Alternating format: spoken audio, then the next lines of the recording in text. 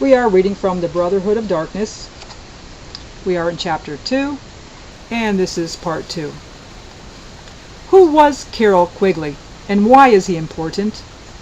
He was a liberal university professor who taught at both Princeton and Harvard before taking a permanent position at Georgetown University. Unlike other historians who simply record the past events, he wanted to know why things happened. In an effort to understand the tragic events of the 20th century, he spent 20 years researching the men who ruled England and the United States between 1870 and 1960. He wrote about them in Tragedy and Hope, A History of the World in Our Time. The Macmillan Company published his book, but shortly after it was released, another publisher bought Macmillan and promptly destroyed the plates to the first half of Professor Quigley's book. Thousands of people had ordered copies, but the new publisher refused to reprint it. If you find that difficult to believe, I offer skeptics a copy of an interview with Professor Quigley in which he discusses the suppression of his book. I am personally indebted to him for his research because without the information he amassed, I would never have discovered the Brotherhood of Darkness. Why is banking important? Professor Quigley explained. This power of the Bank of England and of its governor was admitted by most qualified observers. In January 1924, Reginald McKenna, who had been Chancellor of the Exchequer in 1915 to 1916 as chairman of the board of the Midland Bank, told its stockholders, "I am afraid the ordinary citizen will not like to be told that the banks can and do create money, and they who control the credit of the nation direct the policy of governments and hold in the hollow of their hands the destiny of the people." When I was involved in a research project at Yale University, I came across a letter that President Roosevelt sent to Colonel Edward Mandell House on November 21st, 1933. In those days, J.P. Morgan was one of the most powerful financiers in the world. President Roosevelt wrote, "I had a nice talk with Jack Morgan the other day. The real truth of the matter is, as you and I know, that a financial element in the larger centers has owned the government ever since the days of Andrew Jackson, and I am not wholly accepting the administration of W.W." The reference to W.W. referred to President Woodrow Wilson. Shortly after World War I began, our newspapers started printing stories about German atrocities. They claimed that German soldiers were cutting off the hands of Belgian boys, raping Belgian women, and cutting off their breasts. The stories continued until people believed them and felt we had a moral obligation to intervene in the war. Why did newspapers print those stories? On February 9, 1917, Congressman Oscar Callaway inserted the following statement in the Congressional Record.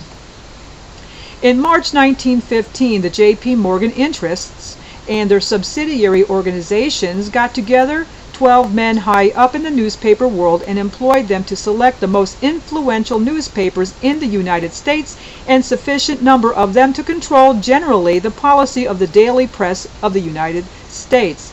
These 12 men worked the problem out by selecting 179 newspapers and then began by an elimination process to retain only those necessary for the purpose of controlling the general policy of the daily press throughout the country.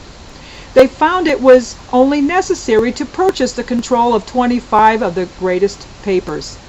The 25 papers were agreed upon. Emissaries were sent to purchase the policy, national and international, of these papers. An agreement was reached.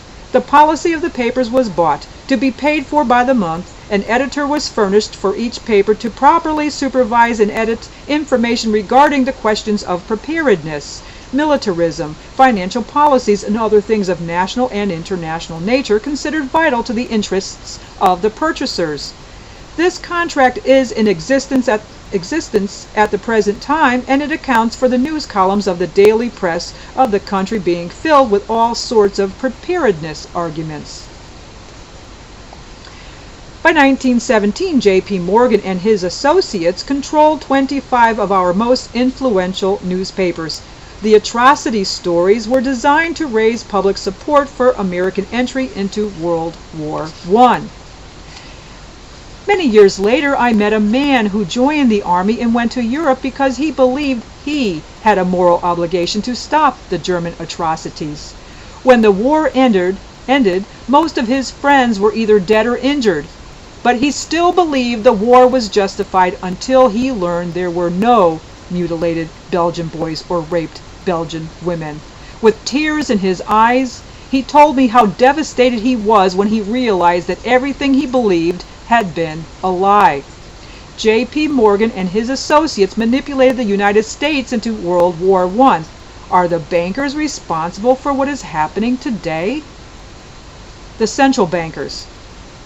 The powers of financial capitalism had another far-reaching aim, nothing less than to create a world system of financial control in private hands, able to dominate the political system of each country and the economy of the world as a whole. Professor Carroll Quigley. Although there is a great deal of evidence to support the theory that bankers are responsible for what is happening, some people contend that the central banks are the real problem. They note that every nation has a privately owned central bank and that every central bank in the world is affiliated with the Bank for International Settlements. Dr. Dennis Cuddy wrote about the organization in his book, Secret Records Revealed. On August 5, 1995, the New York Times published an article by Keith Bradshaw in which he wrote, "In a small Swiss city sits an international organization so obscure and secretive, control of the institution, the Bank for International Settlements, lies with some of the world's most powerful and least visible men. The heads of 32 central banks, officials able to shift billions of dollars and alter the course of economies at the stroke of a pen." On June 28, 1998, the Washington Post published an article about the Bank for International Settlements, BIS, titled, "At Secret Meetings in Switzerland, 13 People Shape the World's Economy," which described these individuals as this economic cabal, this secretive group, the financial barons who control the world's supply of money. Professor Quigley explained central banking. In addition to these pragmatic goals, the powers of financial capitalism had another far-reaching aim, nothing less than to create a world system of financial control in private hands, able to dominate the political system of each country and the economy of the world as a whole.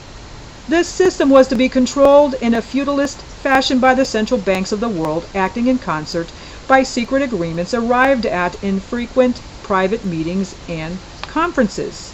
The apex of the system was to be the Bank for International Settlements in Basel, Switzerland, a private bank owned and controlled by the world's central banks, which were themselves private corporations.